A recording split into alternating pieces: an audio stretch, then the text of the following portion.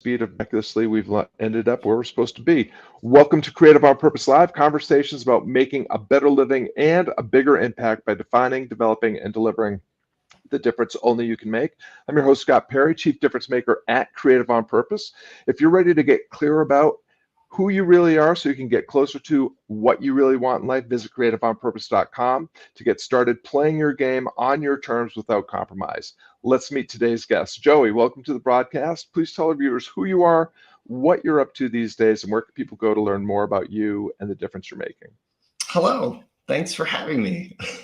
It's a pleasure to be here. My name is Joey Natale, and what I'm up to lately is I'm a coach. I coach nerds and IT professionals in the area of mindset and relationship, self-doubt, rejection, and negative self-talk, all those fun topics.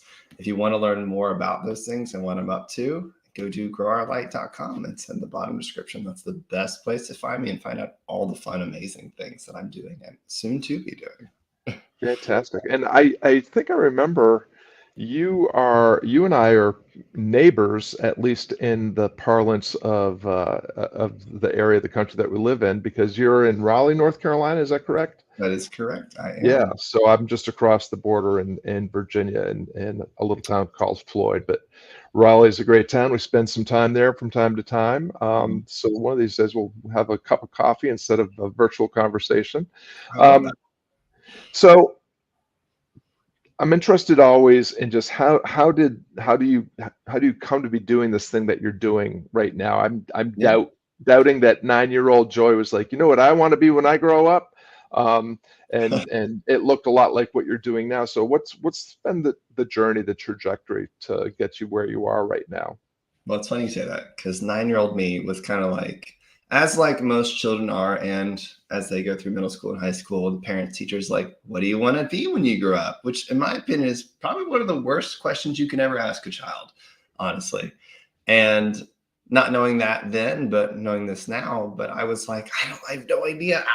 And it wasn't until I was 18, senior in high school, and I walked into my first psychology class. And I was like, this is it. This is what I'm going to do the rest of my life. I'm not exactly sure how. And I lent toward therapy, which is what I really wanted to do because that's all I knew about at the time. So I went to college and studied psychology and got a dual bachelor's in that, and health and wellness promotion. Mind body connection was my jam. Got accepted into graduate school, and I was like, I don't want to do this. I was fortunate to graduate debt free, and I was like, I don't want to get on this debt and not make a lot of money. And it felt like in the beginning of maybe doing social work on the way to therapy that it would be a very, I get burnt out type of thing. So I used my resume. I had more resume experience in IT because I'm a huge nerd. And I was just like, I landed a job at an IT company and I hated it. I hated it so much.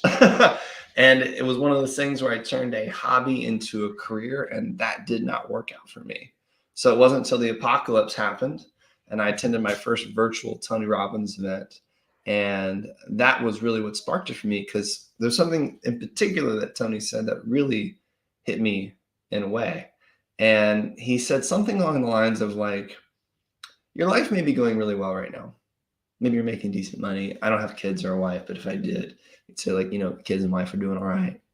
And you maybe have all the things that you necessarily need, but not want. And everybody looks at your life, he's like, you've got a good life. But deep down, there's something missing. And you're not quite sure how to put your finger on that. And I was like, ooh, that really resonates with me, because I'd have stressful thoughts throughout my day for the past few years of like, when are we going to really get on our true purpose? What is that? When are we going to start doing the work? And I was like, I don't know. And it was in that moment, I was just like, I want to do, what is this thing that Tony Robbins says? Coaching? What's a coach? I thought to myself, oh, it's like therapy, but more my speed and more who I am, because I didn't want to wake up in 20, 30 years and be like, what have I done with my life? Type of thing. So that's when I pursued it officially. Yeah. Oh, hold on. Unmute yourself, sir. We've got some visitors, and there was a little bit of background noise there. My apologies. No worries. Um, No worries. I love that. I love that story in part because you you had that revelation at a much younger age than most of Mhm. my clients have. Most of my Mhm. clients are nearing retirement or becoming empty nesters, and they're deciding that they really have not lived into any of their potential, Yeah. and that the pursuit of happiness has not left them very happy. They might have all the things, but all the trinkets of Yeah. the usual pursuit of happiness, but none of the joy and true happiness. So that's an astounding. I think it's a real testament Yeah. to you that you did it so young, and so it's almost sounds like Tony woke you up to this calling, Yeah. that maybe, do you feel like it was internal, external, a little bit of both? And how did you start stepping into Yeah. this new potential? Two things that you said that really come to mind when you said that. The call, Joseph Campbell's journey, it was Mhm. 100% the call. It was I had getting the call mentally, and it was just like, wake up. It's time to do the thing. Metaphorically, my house didn't technically burn down, but it felt like it did. I was like, I can't do this anymore, type of thing. And I love what you said earlier about how some of your clients, they get all the material things. It makes me think of the concept of the second mountain. You climb Mhm. the first mountain, you reach success, get all the things, and you're like, but I'm unfulfilled. So then you're actually going on the true mountain, which is your real fulfillment and purpose type of thing.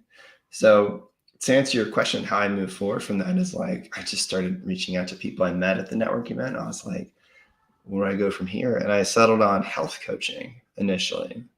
And it paired with my background. And it was great. It was awesome. Taught me how to coach.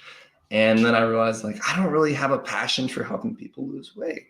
I can, but that doesn't really get me juiced, if you know what Mhm. I mean. So then I discovered other modalities like NLP. I had just finished a book by Deepak Chopra, Resurrect the Body, Revitalize the Soul. And he talked about a concept called your subtle awareness, your gut intuition, essentially.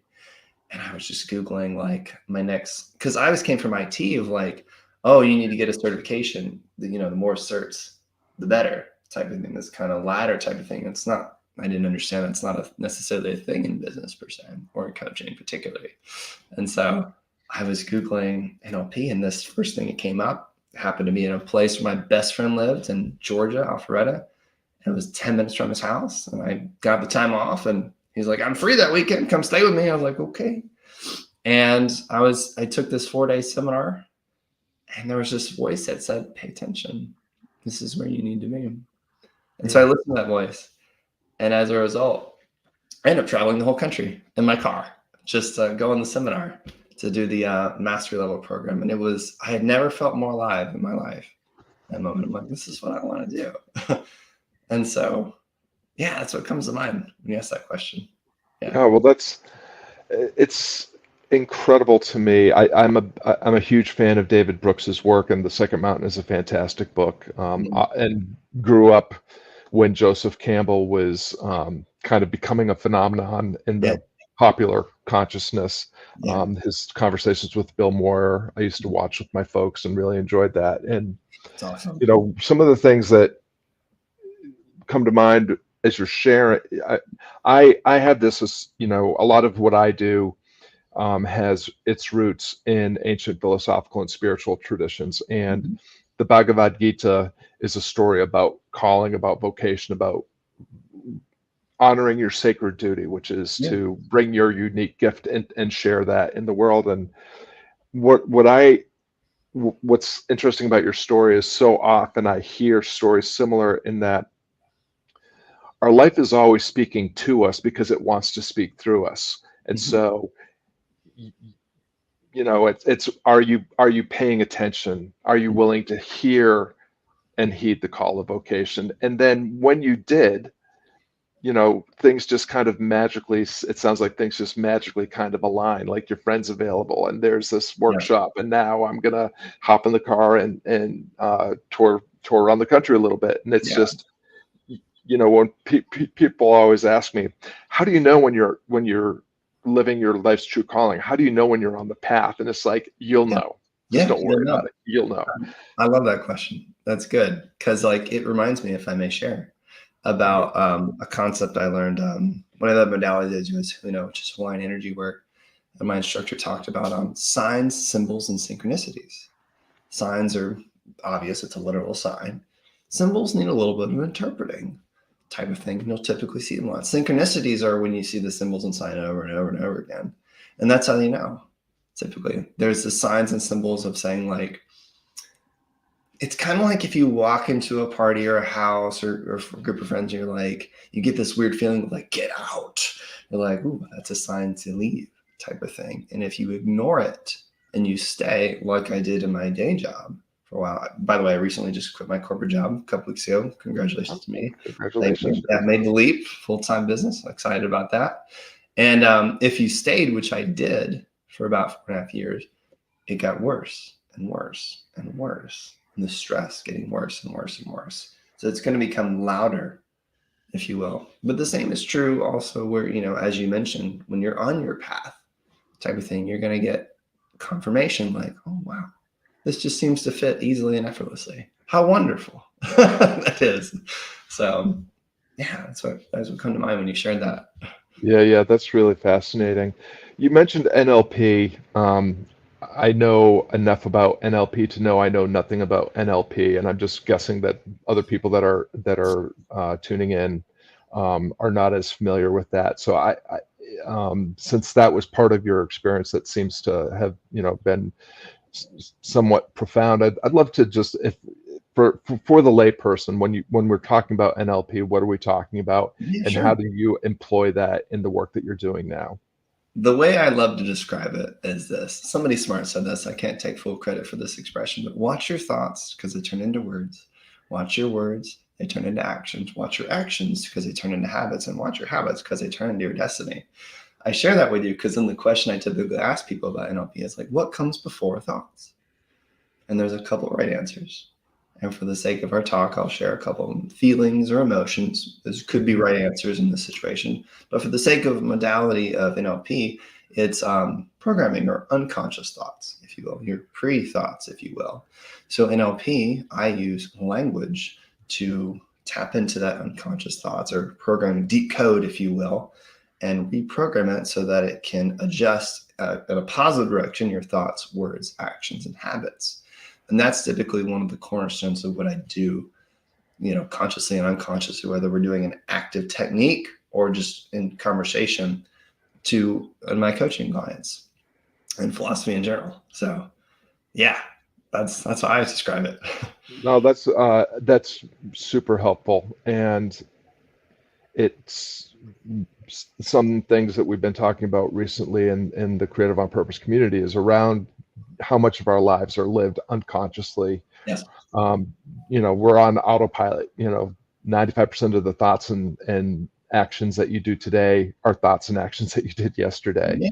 Yeah. Uh, and we need to have those pattern interrupts, or we have to have tools that bring our conscious awareness to situations, because left to our own devices, I think tomorrow's going to look a lot like today. And if today Yes. wasn't so great, then tomorrow's probably going to be very much the same. Yeah. So I've not studied NLP a lot, but it sounds like people like Dr. Joe Dispenza and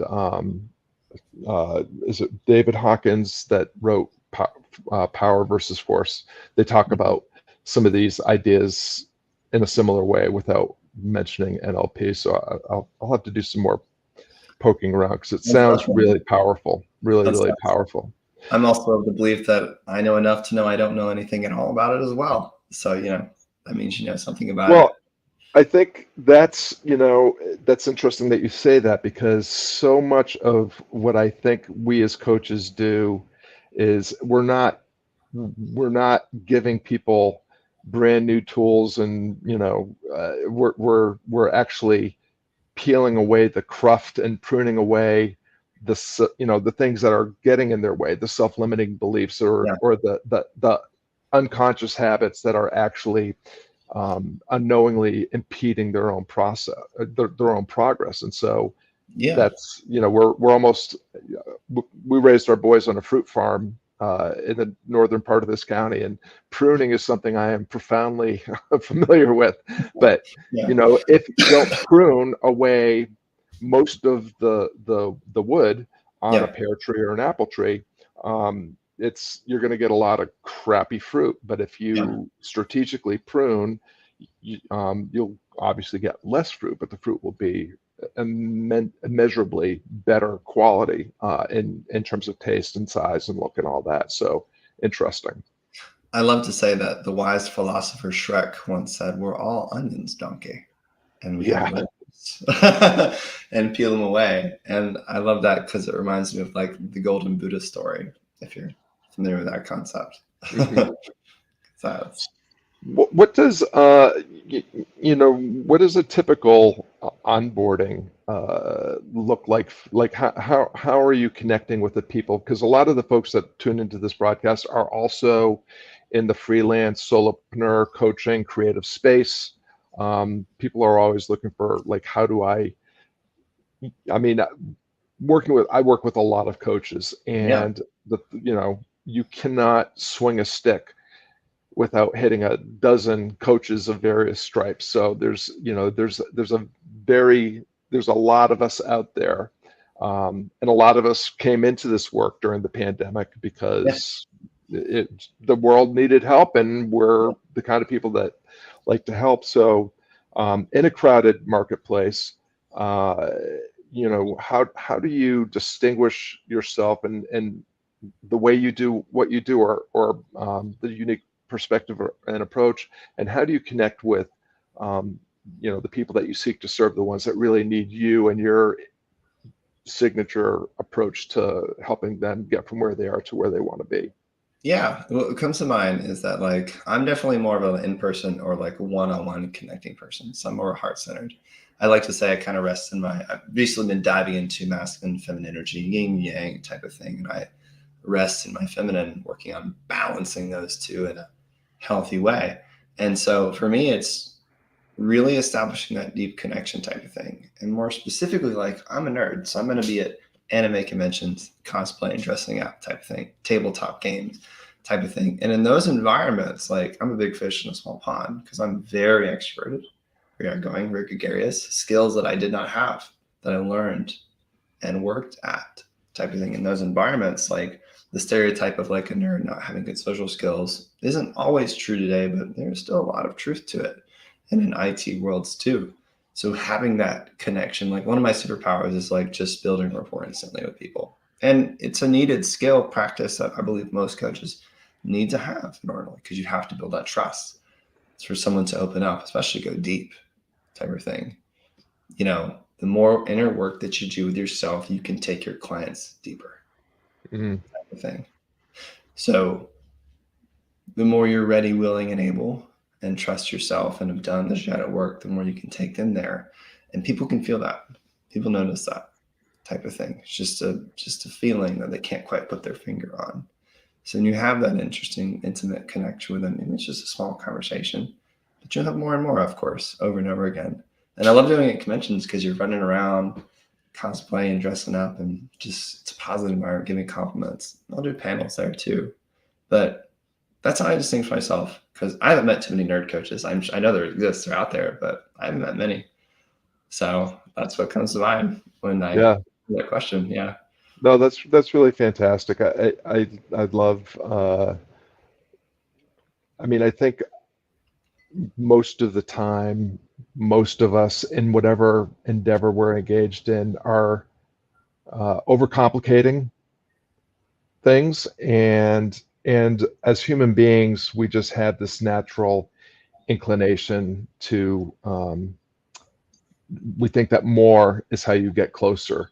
Mhm. But the science shows that actually more is getting you further away, and that Yeah. getting a few essential things right is how you create reliable systems, whether that's client acquisition or client success in getting results. Is if we can get just the few essential things right enough and work on raising the floor on whatever's the least efficient performing at the moment, Yeah. then we close the gap in less time with less effort and probably have a little bit more fun while we're doing it. And I just love that, you know, you're going to these conventions and whatnot and connecting with people there.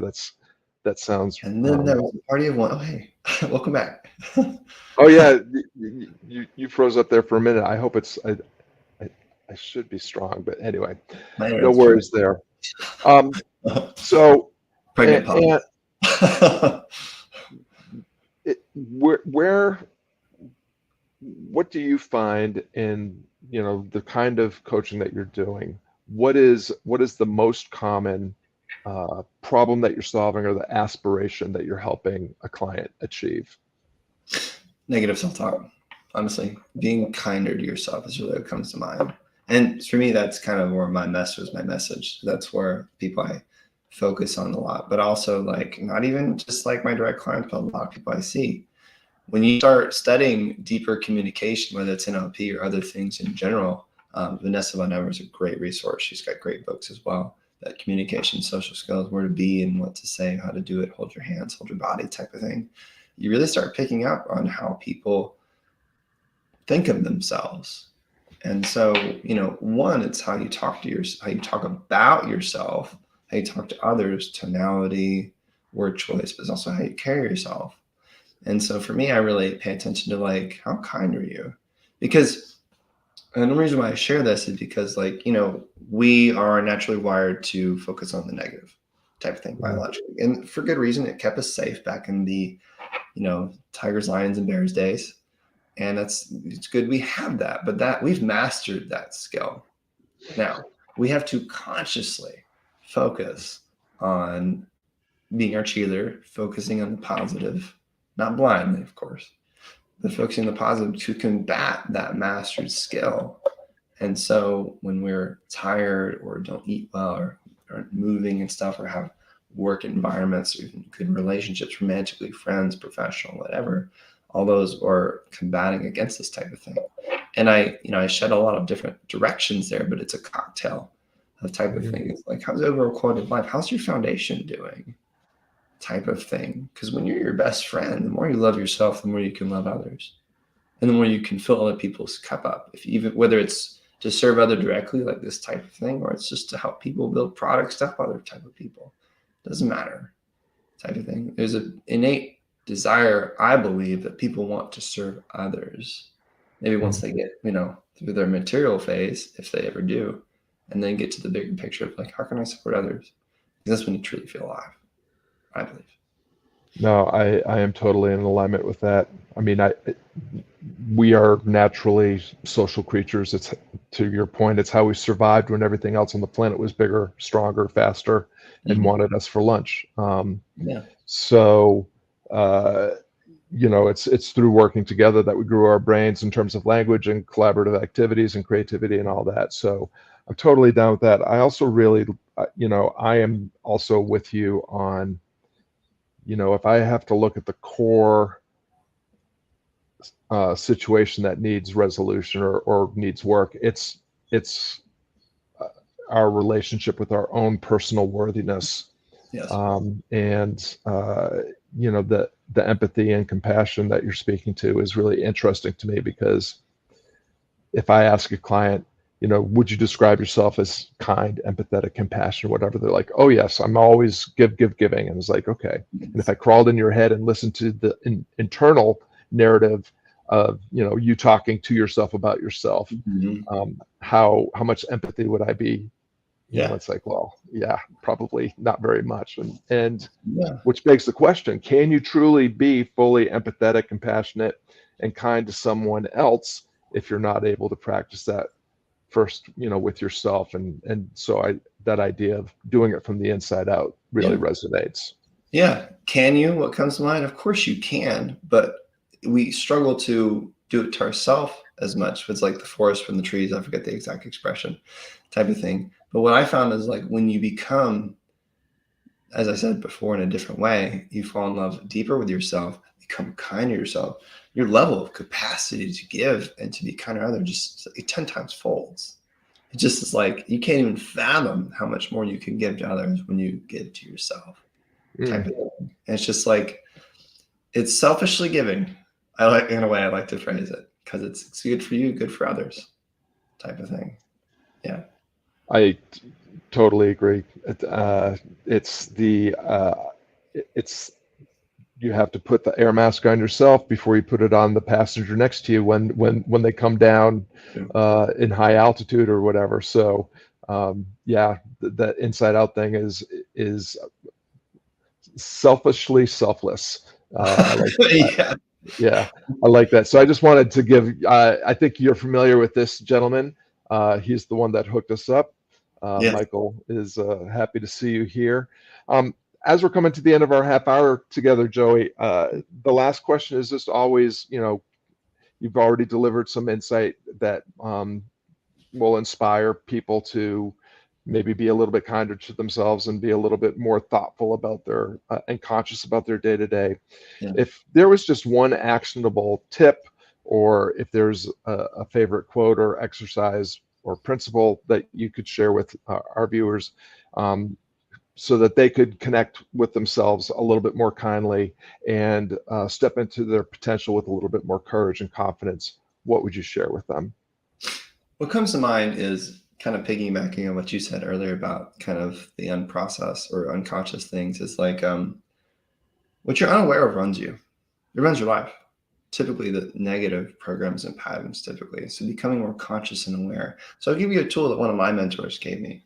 You come up with a question here. So it's just to clarify the confusion. What is the one question, if answered today, would give you the most success in, you name the area, relationships, career, whatever. What is the one question, if answered today, will give you the most success in blank? You come up with a question. Yeah, that's a fun That's, one. yeah, that's really powerful, and I love the simplicity. It's something that you can do in a matter of seconds, Yeah. and it will have a profound impact. That's really really fantastic. Well, I want to thank everyone for tuning in. Joey and I really appreciate the gift of your time and attention. We hope today's broadcast motivates you to take a bolder step into possibility, to keep going with defining, developing, and delivering the difference only you can make. Visit creativeonpurpose.com. If you're watching on social media or YouTube, please leave a comment, share a question, or tell us your biggest take away from this conversation. And if you're listening on a podcast, drop us a 5-star review, drop us a written review. It really helps more of the right people collide with the wisdom and the experience that our guests are sharing with us now. Take that insight and inspiration from this conversation and go out, put it to work in your life, and play your game all in and full out. Joey, thank you so much for sharing the gift of your wisdom and experience today. Thanks for having me. This is fun.